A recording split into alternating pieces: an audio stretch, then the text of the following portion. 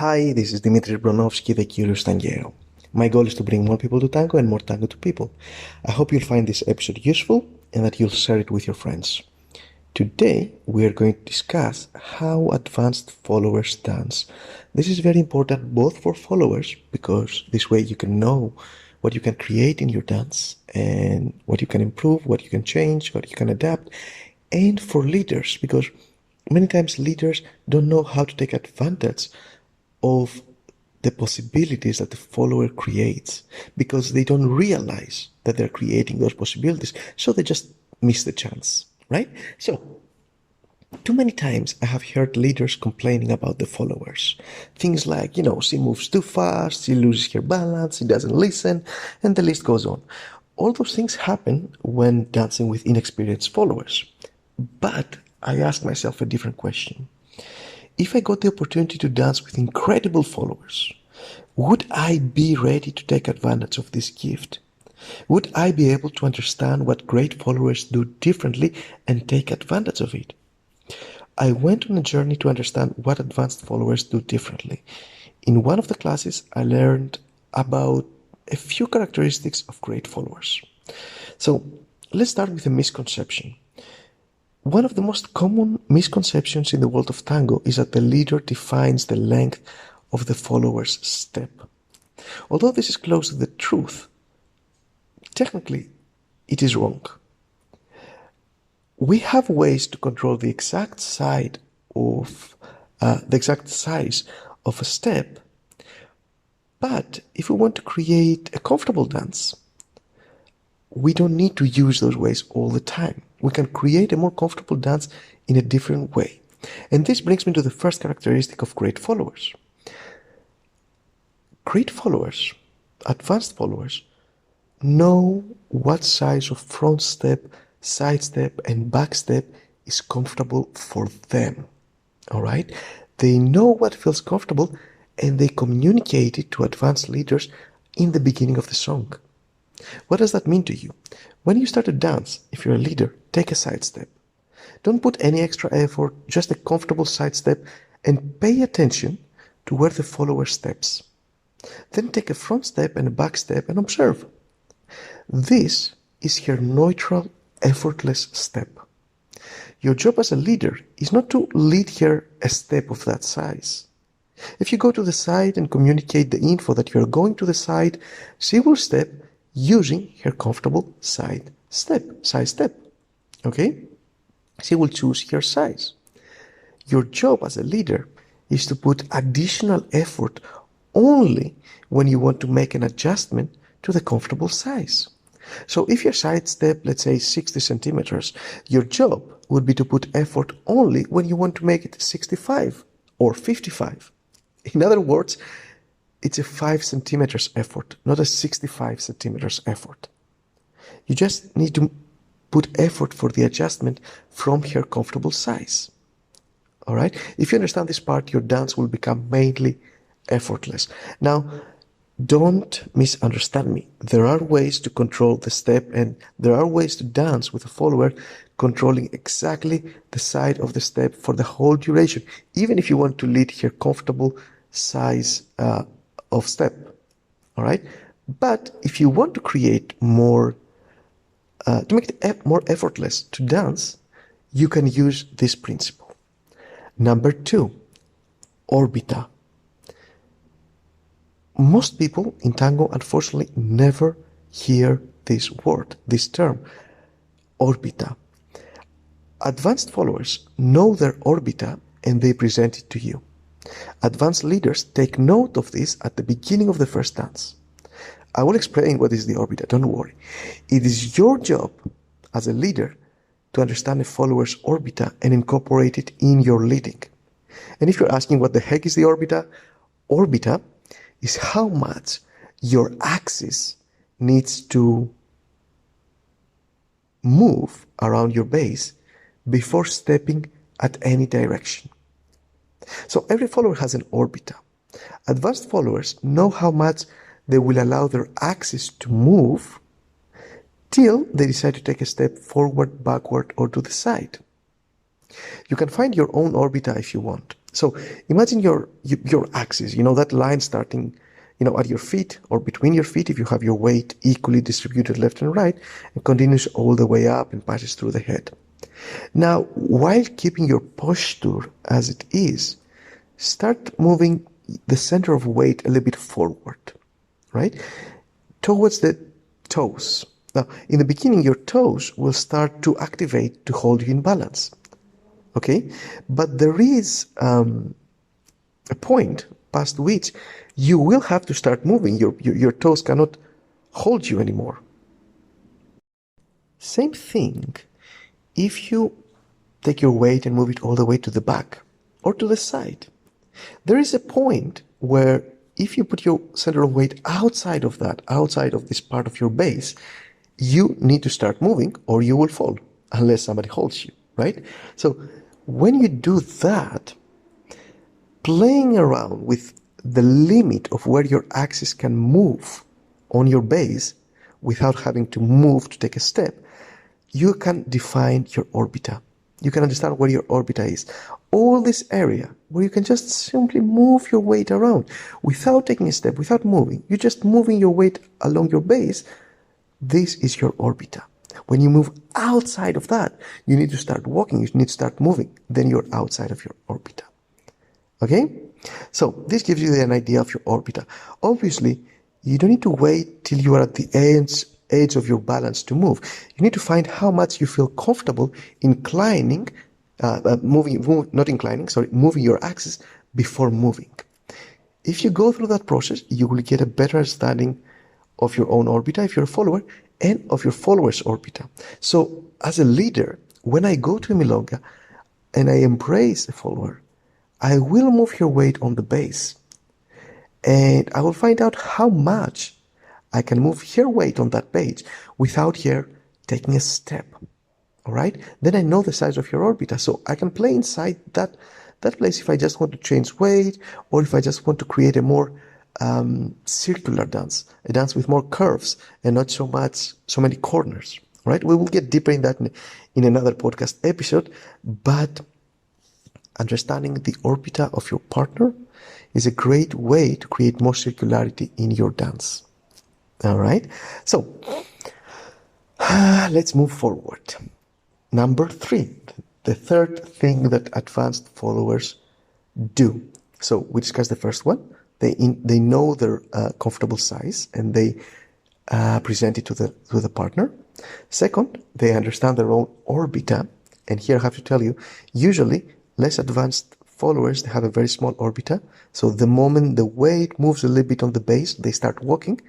More advanced followers, you can actually move. You have a much bigger range of motion inside the base where you can move the weight without actually having a step. And this is how you can create all these nice curves in the dance, right? The third element is delay. So inexperienced followers, they react fast. You start going to the side and they are there at the same time as you, or even a lot more before you. They don't want to be late. Lots of them believe that this simplifies the leader's life, moving faster. They usually will say something like, I don't want for him to feel like I'm heavy or slow. Now, if you're like most leaders, you will know by now that it takes a lot more effort to dance with someone that reacts instantly than to dance with someone that takes a bit of time to absorb the information before reacting. Advanced followers do it differently. First, they take their time to absorb as much information as possible. Their embrace is more elastic, allowing their hands to start following your motion while their bodies still prepare to move. They delay their reaction so that when they do take a step, they can do it with confidence. I want to repeat that for followers who feel like they're not so confident in the way that they're dancing. If you delay your reaction, you have more time to absorb information. This way, when you actually take a step, you can do it with confidence. This is why it's very important to be able to delay your partners too, but we'll discuss later. As a leader, that gives you the opportunity to start leading a step way in advance so that she has time to absorb it and avoid miscommunication. If I realize that my follower takes a lot longer to interpret a step, I can start leading it earlier. sending that information to her from the middle of the previous step, or even before that, so she has time to interpret it, to incorporate it in her own body, to embody that movement, and then we can move together with confidence and avoid miscommunication. Technically, the followers can create this delay in their response in two ways. So if you want to create more delay in your dance, you can do that in two ways. First, you can increase your elasticity. As an example, imagine starting a hero toward your left, right? As a leader. To invite her to the front step, your back will start rotating counterclockwise, taking your left hand to the same direction. Your left hand creates a pull to her right hand. As her right hand starts following your left hand, she can allow for her elbow to move a little bit forward. This is an elastic embrace, which gives her time to pull her hips a bit backwards for stability. In other words, when it's her time to do a step forward, she might allow for her hand to move forward, but she has time to pull her hips towards the back. It's like she's trying to resist that forward step. And that actually creates a lot more stability for her forward step. Then she can take the step forward. This elasticity in the embrace allowed her to prepare her hips for a more stable movement forward. If you're a follower, next time a leader invites you to take a forward step, you can do it as a practice. Try to bring your hips a little bit more to the opposite direction. Resist this forward direction and see what this does for your stability. All right? The second way followers can delay this delay is by modifying their spirals. Now, spiral is the process of transferring movement from her chest to her hips to her legs, all right? Or the other way around, by the way, from the feet to the hips to the top. And if you think of a pivot that starts from the chest, dissociation, which, by the way, it's not a way that I like to think about it, but if you think of a pivot that starts from the chest, moves to the hips, and then goes to the legs, you can see why it's called a spiral. So if a follower tenses all her muscles so that her body moves as one block, then chest, hips, and legs will move all together. The reaction time is 0. But if she partially tenses the muscles that connect her upper body to the middle body and from the middle body to the lower body, then it takes more time for the movement to be transferred. So that's another way to increase the delay. All right, so modifying the spirals, we're basically modifying the tension in our muscles. A spiral can also work the other way around, so we can increase the tension in the legs and not at the top. And personally, I enjoy dancing this way a lot more, having a lot more tension between the legs, and then a lot more relaxed for the upper part, the embrace. All right, so you can also create delay by squeezing your legs.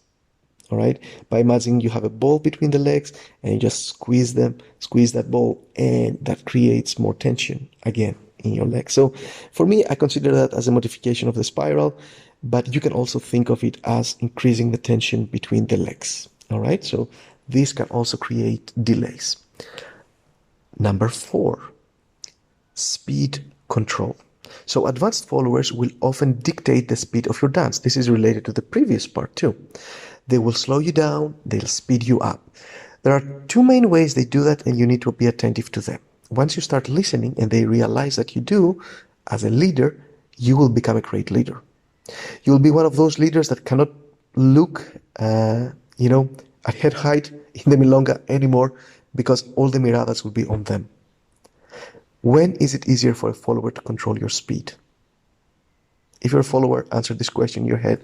When it's easier to control the speed of a leader, and if you're a leader, ask yourself that. When it is easier for a follower to control your speed? Well, I would suggest 2 occasions. When she pivots and when she takes a side step. If you're aware that those 2 moments are the most convenient for her to control your speed, you can be prepared to react. Let's see each one. During pivots, a follower can engage or relax her abs to make her pivot feel heavier or simply harder to do. This slows you down. During a side step, the only thing she needs to do, as discussed before, is to tighten her legs while she is in the middle of the movement. tighten the muscles, like if she was squeezing them together. This will make her move slower to the side, slowing you down too. It's an ideal position for her to do it since it is a step where she's very, very stable. Okay? Now, two amazing teachers that are very good in explaining those elements are Leandro Palou and Maria Zacciani, that I really like them as teachers. Okay? So, these are the main four of the ways that advanced followers dance differently, and I really think we leaders need to be more attentive to that, and followers need to start practicing those ways during the practice sessions so that it can be a second nature when they actually dance. Okay? Now, there are 5 more qualities of advanced followers. I'm going to add those in the first email that you can receive if you join the Curious Tanguero newsletter. You just need to go to thecurioustanguero.com and just join the newsletter. And in that welcoming email, you are going to find a link to those 5 more qualities of advanced followers. All right. For me, it's very interesting to go through the process of all the 9 ones and slowly start implementing them in your dance. But for now, keep this in mind. First, you need to understand those qualities. It all starts with noticing if you're a leader and practicing if you're a follower. So go to your next milonga if you're a leader and look for the first 4 elements we discussed.